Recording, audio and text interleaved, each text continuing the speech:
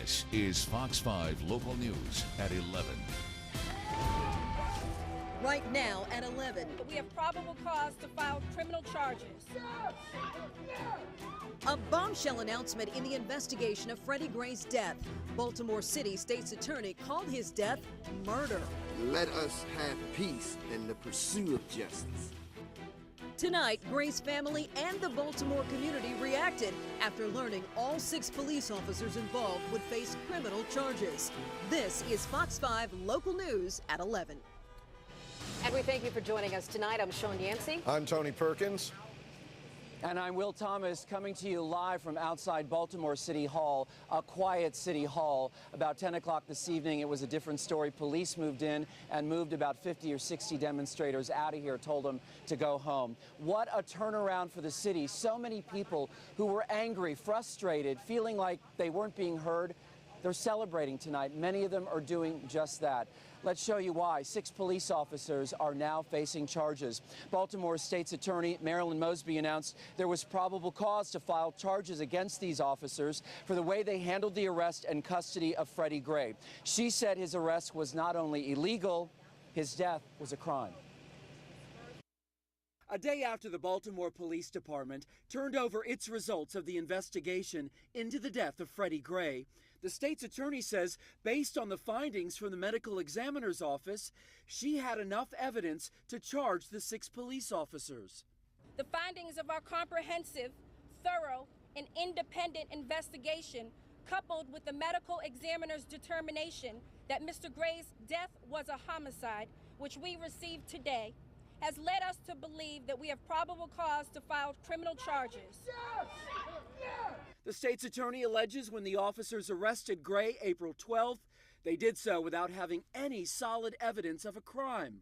Officers Miller and Narrow then placed Mr. Gray in a seated position and subsequently found a knife clipped to the inside of his pants pocket. The blade of the knife was folded into the handle.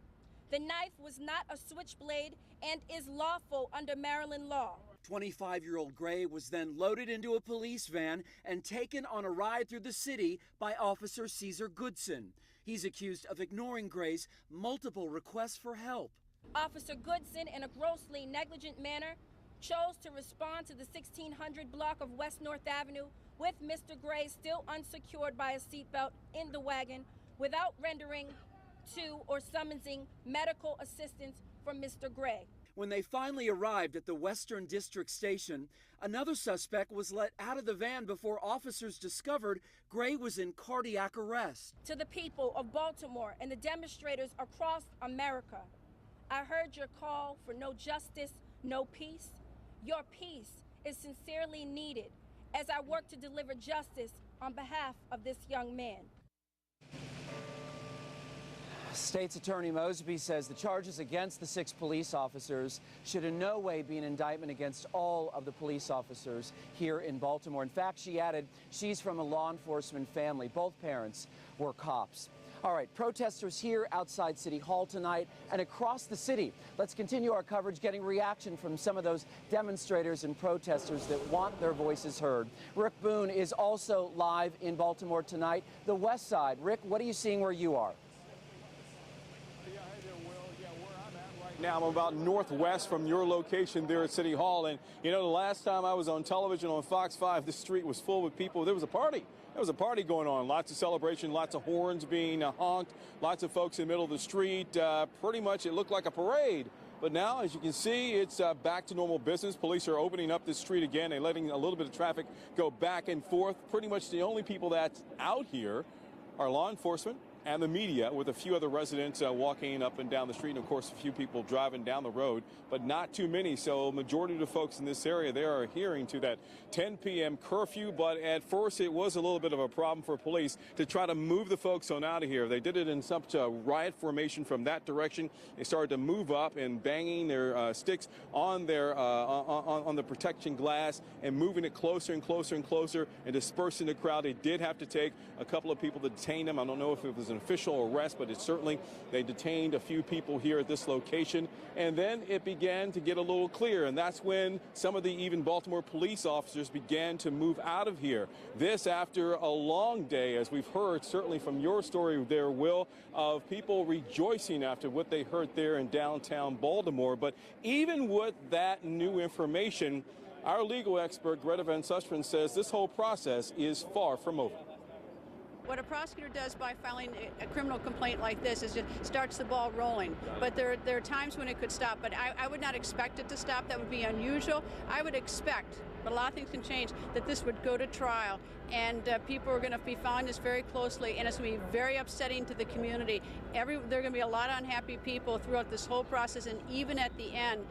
But, you talk to some of the families, and I've talked to them, is that they're hoping in the end that maybe this will put more focus on trying to make the community a better place for people. And that means better and safer for police officers and also more opportunities for some of the people who live in some of these challenged neighborhoods. Now, you might be wondering whether or not there's going to be an excitement here tomorrow and this weekend. We don't know. Some folks say that they're pretty much got what they wanted for right now, but this could be lit up again 10 o'clock tomorrow night. We'll send it back to you. From reaction to protesters and the protesting to analysis, now we have reaction from Freddie Gray's own family. Richard Gray spoke about the son he lost. Let's roll that. We are satisfied with today's charges. These charges are an important step in getting justice for Freddie. The last thing that Freddie would want is to see the hard-working people of Baltimore lose their jobs and businesses because of his death. And if you are not coming in peace, please don't come at all. Trayvon Martin lost his life back in 2012, the hands of a neighborhood watchman, George Zimmerman. His mother is also speaking out about this. Her name is Sabrina Fulton. It's important that we stand together, and we wanted to show that we stand with Baltimore, not just through the TV, not just through Twitter and Facebook, that we came out because we want to show people that we stand with Baltimore. For some reason, this is open season on African American men. I want to know, when is the season going to be over? Cops lined up in the street. Skyfox is here tonight giving us a look at the neighborhoods throughout Baltimore, showing so many police officers lined up. They are here not only to keep the citizens safe, but to enforce that curfew. Again, we're right outside Baltimore City Hall, and at 10 o'clock tonight, we had a huge, well, at least 60, I would say 60 demonstrators who were sort of hunkered down. They weren't going to move. Some were bringing food just moments before that 10 o'clock curfew, as if they were going to stay here all night. Well, police moved in, they made a few arrests, they cleared them out of here. So what is the reaction to the curfew, especially on a Friday night when so many businesses rely on traffic on a Friday night?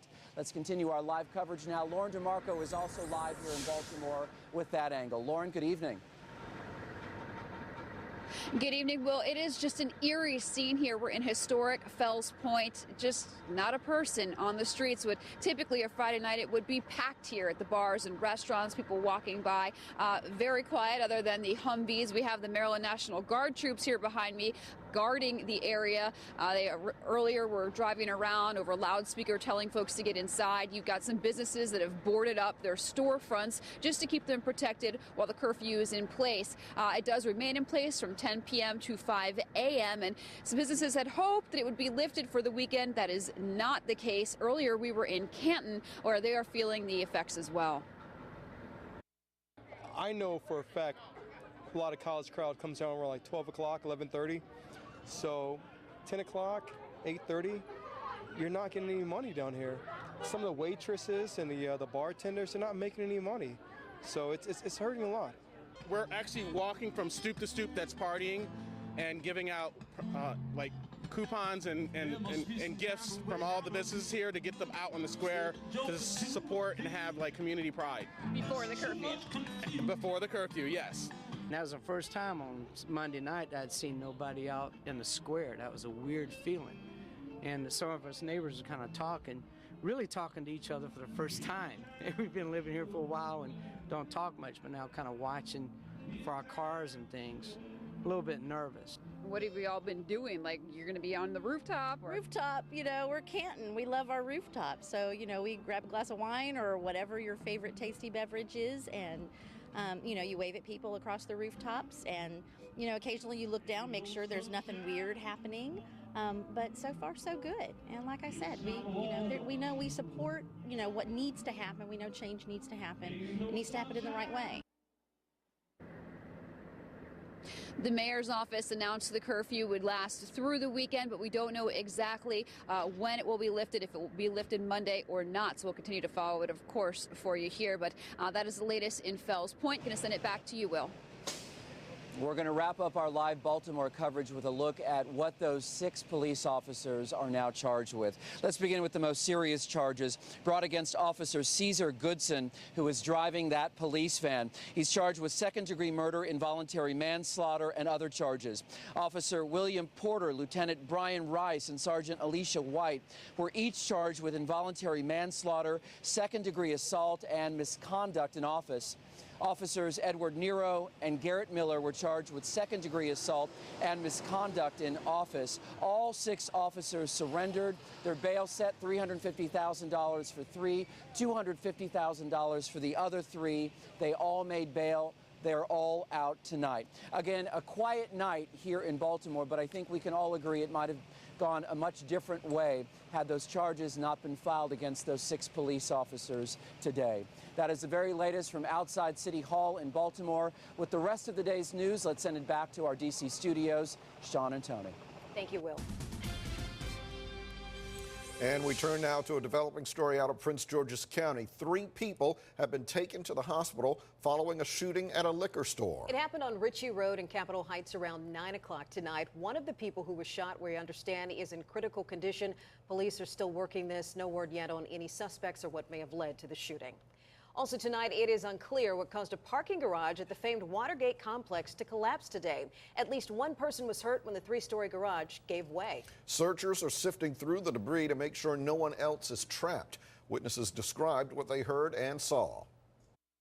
It sounded like an earthquake. The whole building shook, and next thing you know, everybody hollering, "Get out." We were on the deck, and we saw smoke coming up. It looked like a war zone or something. It was nothing I've ever seen before in my life. We do know the 1 person who was hurt was not seriously hurt. The Watergate is undergoing renovations right now. Tenants say they felt odd rumblings there before. D.C. Mayor Muriel Bowser says officials will need to determine if the Watergate is safe before it can be reoccupied. Still ahead at 11, a look at your weekend forecast. And coming up after weather, we're saying cheers to the weekend, Cinco de Mayo style. That's Chef Will Vivas from Agua 301. He's here tonight to get us ready for Cinco de Mayo with some traditional sangria. Tony's licking his lips right now. There. Stick around. We're going to have more on that. Wait, hold on. I always like to come and join you. Sean. What's going on? 2 more minutes, you'll get the drink. Early. We'll be right back. Well, a cool day with some clouds and temperatures well below seasonal. Take a look at the numbers. We hit 64 at Reagan National Airport today, 63 at Dulles, and only 57 at BWI Thurgood Marshall. We should really be about 70 degrees or so. 71 officially. Didn't make it. Current temperatures right now, 59 at D.C., 54 at Gaithersburg. The double fives at Dulles this hour, and 53 degrees at Baltimore. The good news is we're going to see some skies clearing into the course of tonight a bit. Ridge of high pressure is trying to make its way through here, so these clouds will get out of the way. So we're talking mostly clear skies tonight, and we will have a bit of sunshine as we head into the weekend as well, so not all bad. Your lows tonight into the upper 40s and the low 50s everywhere. Can't rule out maybe a little sprinkle here and there, and as we head through into tomorrow, I can't rule out maybe also a spotty shower. We do have a ridge of high pressure, as I mentioned, that's going to start to push its way across. So for Saturday, a mixture of some sun and clouds, chance of a spotty shower. But for Sunday, things get even better. We're talking mostly sunny skies as temperatures head into the upper 70s, and we get a nice rise out of that thermometer. So we're going to be heading close and flirting with a little bit the 80-degree mark. Not too bad at all. Here's a look at your Saturday planner for you. By midday, about 67 degrees, a few clouds. Once again, by the time we hit the late afternoon, we're talking 71 degrees. And here's a look at that all-important Fox 5's 7-day forecast for you. Take a look. Heading to the 80s, and not all bad into the course of the week. Let's check back in with that special time. What time is it? Cheers to the weekend, Gwen. Yeah, you know what time it is, Gwen. She can't wait to get over here. Yep, time for Cheers to the Weekend tonight. We're getting ready for Cinco de Mayo. That's right. Will Vivas, the executive chef at Agua 301, located right next to Nats Ballpark, is here. All right, Oh, Chef wow. Will. Okay, so you're already in this. You're making a sangria up. Sangria. Talk about what's going in here. Well, sangria is actually a traditional drink from Spain and Portugal. But we adopted it in Mexico, in South America, everywhere, because it's just a punch. So it was, yeah, people used to drink it over there because it was so refreshing, it was so good. So now we have a new recipe that we created. Actually, my boss Steve created it. It's really good. People love it. We have brandy, we have vodka. We put 43, which is called 43, because it's a Spanish liqueur. It has 43 different ingredients. Wow. It's flavored with vanilla. 43. Now you seem It's to amazing. throw a piece of wood in there. Yeah. What was that? Oh, this is actually cinnamon. Cinnamon. Oh, very Cinnamon, wow. cinnamon. And by the way, you guys want the recipe, we put it on our website at myfoxdc.com. That's right. It smells You can really use any wine. Okay. Any wine. You can use So white. red wine, You can use red, it doesn't red matter? wine. Okay. No problem. Fabulous. So, and sangria must have fruit. Okay. If you don't have fruit in it, it's not a sangria. All right, so you put the fruit in the glass, and this is the way you do it instead Or of putting you it in can there? put it in Either there. way, it doesn't Yeah. matter? Oh, Okay. you got it. Thank Lucky you got the wood. Thank you. Well, let me ask you, because I know our time goes by so fast. You brought in some fabulous dishes that will taste great with the sangria. Let's Yeah. start over here. Yes, If we can have get the paella. camera. That's a Mexican-style paella. Okay. What's in Right? it? So I it's love shrimp mussels, it's Spanish chorizo, which is a dry chorizo. Then we have saffron rice and crab meat. Okay, It's quickly, amazing. we This don't is have a lot lomo of time. What's saltado. This is a Peruvian classic. It's a steak sauté with 3 different sauces, fries, and rice. Tony's mouth is Yeah, watering. that's right. And finally over And here? this one is a tuna tartare, and it has a mango and arugula salad with tortilla chips. It's It fabulous. is amazing. All right, so we have to go and say cheers to the weekend. Yeah, well, All right, cheers to cheers. the weekend. Cheers. Let's taste. Oh my gosh, it's fabulous. Ooh, that's Thank you. really good. And what a way, it's been a long To week. end the week, What yep. a way to end the week. And by the way, if you are drinking tonight, please do so responsibly. Nicole Darren is up next with sports. There's a lot of sports news. Stay with us. All right. Thank you, Chef guys. Will. Welcome back. The Redskins went offense with their first-round pick in the draft, and tonight they went the opposite way, making a move to help bolster their defense, choosing Mississippi State pass rusher Preston Smith with their second-round pick. At 6'4" and 271 pounds, Smith is expected to convert to outside linebacker. He'll likely be competing with the 2014 second-round pick Trent Murphy to play opposite Ryan Kerrigan on the right side. Now, last season, Smith earned his first-team All-SEC honors, recording career highs with 48 tackles, 15 tackles for loss, and 9 sacks. So the Redskins traded their third-round pick to the Seahawks, moving down to the 95th pick in the third round tonight. That's where the Burgundy and Gold chose running back from Florida, Matt Jones. The deal also gets the Skins an extra 4th, 5th, and 6th round pick from Seattle. And back to the Skins' first-round pick now. Brandon Sheriff was taken 5th overall, becoming just the 3rd offensive lineman drafted by the Skins in the first round since 2000. Today we asked his college coach, Kurt Ferentz, what type of player the Redskins are getting. I think they're really going to enjoy having him there, and a lot of it's because of the way he plays. A lot of it's just because of the way he is. He'll be all about the team and what's best for the team. He's always been that way since he's been here. He's got a tremendous attitude, and then fortunately, on top of that, he's got some really unusual skills too. He's a big, powerful, explosive guy, and when you combine that with a good attitude, it really is it's a nice combination. Tonight, a great pitching matchup at Citi Field. Washington's Max Scherzer facing Matt Harvey of the Mets. Bottom 4, no score. Scherzer yet to give up a hit, but he has now. Michael Kadire to deep right center. First homer allowed by Scherzer this season. It's 1-0 Mets. Bottom 5 now. Juan Lagares with a base hit here to right field. Curtis Granderson's going to test Bryce Harper's arm. Check it out, though. The throw to Wilson Ramos is in time to end the inning. Scherzer allowed just 1 run in 7 innings of work.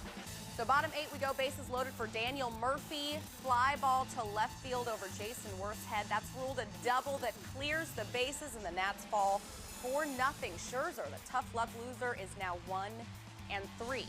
Orioles fans in the front row of Tropicana Field tonight against the Rays in St. Pete due to the riots in Baltimore. Top four, no score. Chris Tillman facing Evan Longoria with a runner on and 2 outs. Longoria rips it over Manny Machado into the left field corner as Drupal Cabrera, who walked, comes in to score, and the O's are shut out this evening, 2-0 at the Trop. 13 hours from now, the Caps and Rangers will face off in Game 2 of their series. And last night in Game 1, it was a dramatic ending, to say the least. Alex Ovechkin passing in front to Joel Ward, who netted the game winner with just 1.3 seconds left. Ward entered the locker room to the team's anthem, "Put me in, coach." And now here he is on that improbable goal. Next, we had the puck, and I was in front, and I was just screaming. I was just, you just play towards the end. I think you teach that in minor hockey, so I just kept going. I just screamed at him, shot it. I didn't even know if there was time left or not. It was so loud. And, fortunate to make a play and win in. We recognize, hey, it's one game, and that's it. We said we wanted to come here and have a good start in this series and hopefully get a win. We did that and let it go. And we also recognize that we have to be much better. And finally, we are less than 24 hours away from the fight we've been waiting for what seems like a lifetime. Manny Pacquiao and Floyd Mayweather had their final weigh-ins tonight at the MGM Grand in Vegas ahead of tomorrow's fight, which will be the richest event in boxing history. You will bet I will be in front of the TV and not in that night. Tonight, the Hawks eliminated the Nets in 6 games, so the Wiz will face off with the Hawks in Game 1 Sunday in Atlanta. TMZ's next. Have a great one.